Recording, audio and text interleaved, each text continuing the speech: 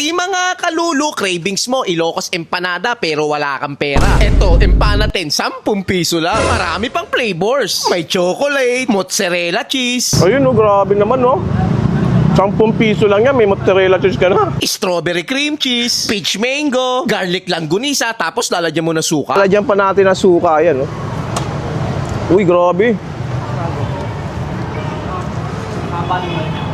Umuubos lang naman sila ng 400 to 500 pieces ng empana 10 sa isang araw. Kaya talagang pinupuntahan at binabalik-balikan ng mga tao dahil mura na, masarap pa. Mga gusto makabili na yung mga budget po nila 10 piso, may halaga pa rin po yung 10 piso nila.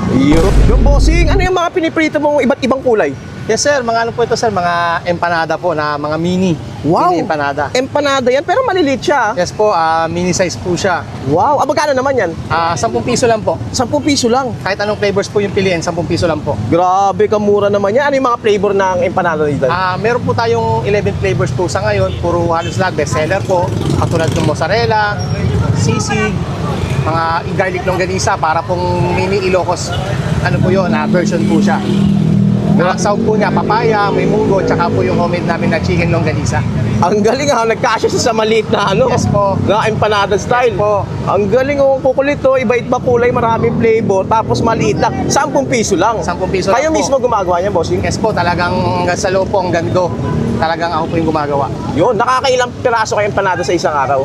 Pinaka-maximum na po namin gawa kasi dalawa lang po kami na mismo gumagawa. Mga pinaka-maximum namin 400 pieces po. 400 pieces, kasi Opo. dalawa lang talaga kayo. Opo, yun na po talaga ang kaya namin.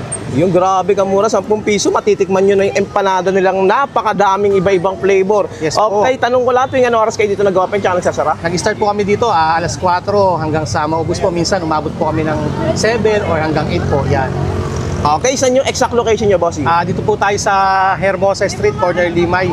Tapat lang po tayo ng Calderon Elementary School, tsaka tabi lang po tayo ni Dali. Yun, ang kulit niya, 10 piso lang. Ay, buti, may tubo naman yan kahit na paano. Yes po, hanggang sa maaari po talaga, kinakaya po namin na may serve namin yung 10 piso para po yung mga gusto makabili na yung mga budget po nila 10 piso, may halaga pa rin po yung 10 piso nila. Yun. Ayun mga kalulu, nandito tayo ngayon sa kahabaan ng Hermosa Street, corner ng Limay Street. Syempre sa may tondo at nadaanan natin itong empanatin, no?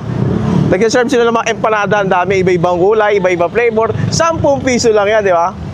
Tulad nitong garlic langgunisa. Yung ating tsura ng garlic langgunisa nila. Ayun, oh, legit to. Grabe naman, ayun talaga, may mga palaman talaga siya, no? Ang galing. Lalagyan pa natin ang suka, yan, no? Uy, grabe. Ang suka dito is sukang paumbong. Ang sarap. Ito naman ang kanilang mosa. Pag tawagin is mozzarella cheese. Ayun, no, grabe naman, no? 10 piso lang yan, may mozzarella cheese ka na. Ang mumura dito, ah. Hindi lang siya mura, masasarap din yung mga empanada nila dito. Ito naman ang kanilang strawberry cream cheese. Ayun nga, may palaman nga siya. Ayun, no? Grabe, 10 piso lang. Legit yung mga lasa niya. Kung ano yung mga nakikita niya flavor, ganun na ganun yung lasa. Ito naman ang peach mango nila. Ayun, no? Kita mo naman talagang may palaman na mango sa loob, oh. Iniisip ko, ang hirap gawin nito, no? Kung maliliit, no? Tsatsagay mo talaga.